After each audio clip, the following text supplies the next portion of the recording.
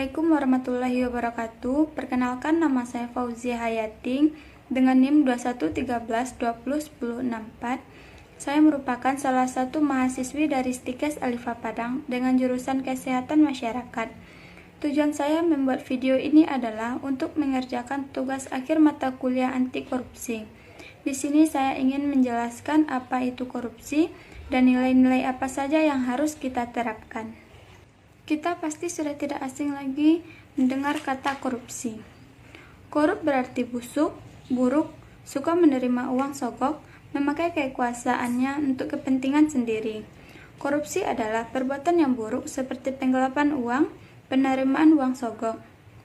Pencegahan dan pemberantasan korupsi di Indonesia saat ini didasarkan pada Undang-Undang Nomor 31 Tahun 1999 dan Undang-Undang Nomor 20 Tahun 2001 tentang tindak pidana korupsi.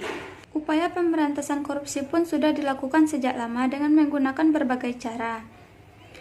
Sanksi terhadap pelaku korupsi sudah diperberat, namun kita masih membaca atau mendengar adanya berita mengenai korupsi. Sebenarnya, apa penyebab terjadinya korupsi? Ada beberapa teori penyebab terjadinya korupsi, yang pada intinya terbagi atas faktor eksternal dan faktor internal. Faktor eksternal merupakan penyebab orang melakukan korupsi atas dorongan atau pengaruh pihak luar atau lingkungan. Yang kedua adalah faktor internal. Penyebab korupsi datang pada diri pribadi atau individu. Faktor internal sangat ditentukan oleh kuat tidaknya nilai-nilai anti korupsi tertanam dalam diri setiap individu.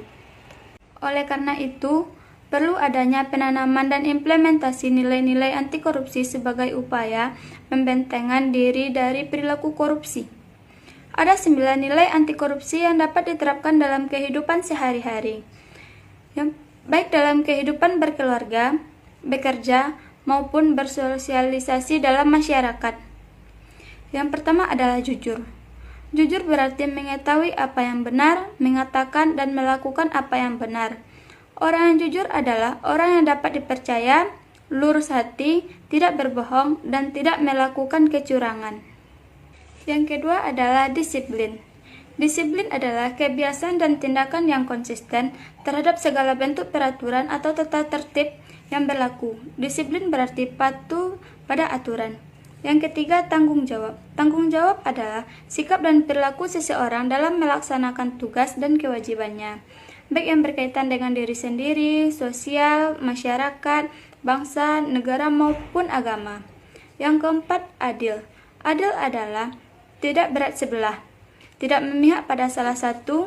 Adil juga berarti melakukan perilaku yang sama untuk semua tanpa membeda-bedakan berdasarkan golongan atau kelas tertentu. Yang kelima, berani.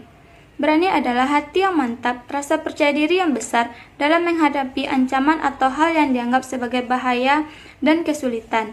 Berani berarti tidak takut atau gentar. Yang keenam, peduli. Peduli adalah sikap dan tindakan memperhatikan dan menghiraukan orang lain, masyarakat yang membutuhkan, dan lingkungan sekitar. Yang ketujuh, kerja keras. Kerja keras yaitu sungguh-sungguh berusaha ketika menyelesaikan berbagai tugas atau amanah dan dilaksanakan dengan sebaik-baiknya. Kerja keras berarti pantang menyerah dan terus berjuang. Yang kedelapan, mandiri. Mandiri adalah dapat berdiri sendiri.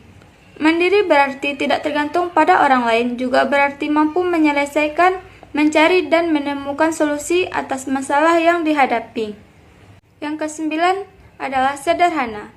Sederhana adalah bersahaja.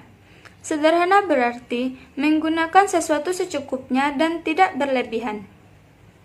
Sebagai pribadi, kita harus mempunyai 9 anti korupsi dan mampu mengimplementasikannya dalam kehidupan sehari-hari. Mari kita turut ambil peranan dan andil dalam menegakkan anti korupsi. Sekecil apapun yang dapat kita lakukan, lakukanlah yang terbaik untuk negeri kita tercinta Indonesia. Baiklah, mungkin hanya itu yang dapat saya sampaikan. Jika ada yang salah, mohon dimaafkan.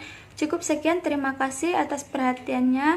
Assalamualaikum warahmatullahi wabarakatuh.